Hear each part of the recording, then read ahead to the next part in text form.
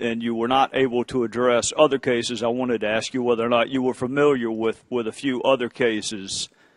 Sandy Rogers and Scotty Richardson from Aiken, South Carolina. You familiar with that case? No, sir. How about Roger Dale Rice from Lauren, South Carolina? You familiar with that case? No, sir. Eric Nicholson or Marcus Whitfield from Greenville, South Carolina? You familiar with that case? No, sir. Russ Sorrow from Greenville, South Carolina? No, sir. Or Kevin Carper from Spartanburg, South Carolina? No, sir. Professor, those are just a handful of the more than 340 police officers who were killed in the line of duty in South Carolina. And Kevin Carper's case is most instructive because his partner did CPR on the suspect that killed Kevin, trying to save his life. Let me ask it another way. Are you familiar with the case of Ricky Samuel? No, sir. How about Tamika Houston? No, sir. How about Nell Lindsay? No, sir. Miranda All? No, sir. Santiago Rios? No, sir. Those are all folks that were the victim of intra-racial homicides in South Carolina. And I hasten to add there were not protests either with any of those police officer killings or any of the intra-racial killings. And I suspect you agree with me, Professor, that all lives matter. Whether you're killed by a police officer or your next-door neighbor, you're every bit as dead, aren't you? Yes, sir. Right. I actually, as a former prosecutor and someone who's worked with police officers, have the deepest respect for them. So do I. And despite that deep respect, Professor, I still maintain the objectivity of prosecuting police officers who engaged in misconduct. We have a process in place if you don't think you can be fair. It's called recusal, which is what some of us did in every single one of our officer-involved shootings. We recused it to another prosecutor so he or she could make that decision. So there is a process in place. You called for a process. There is one. It's called recusal.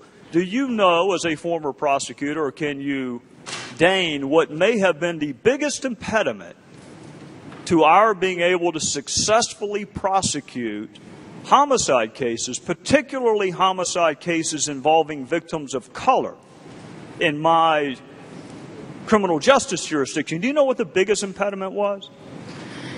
In Massachusetts, one of the biggest impediments is trying to get witnesses to come forward. You're exactly right.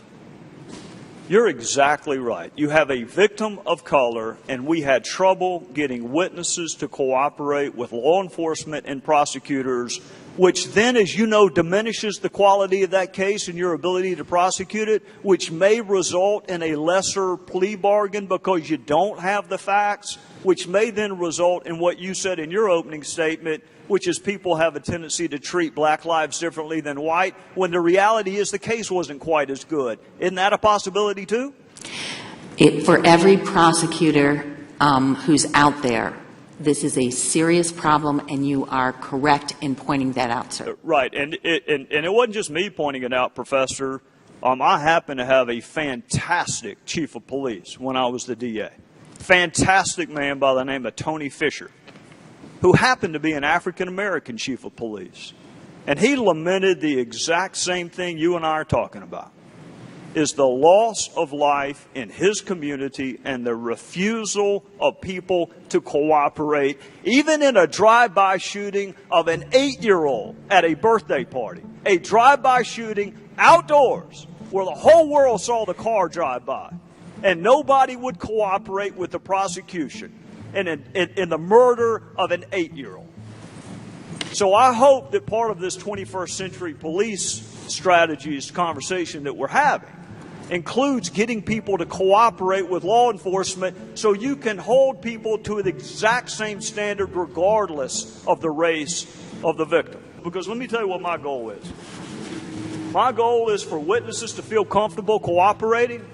But here's my other goal, and I'm out of time, but I'm going to share it with you. I want us to get to the point where we lament the death, the murder of a black female like Nell Lindsay just as much if it's at the hand of an abusive husband, which it was, as we would if it had been at the hand of a white cop. I'd like to get to the point where we're equally outraged at the loss of life, and I hope we can get there.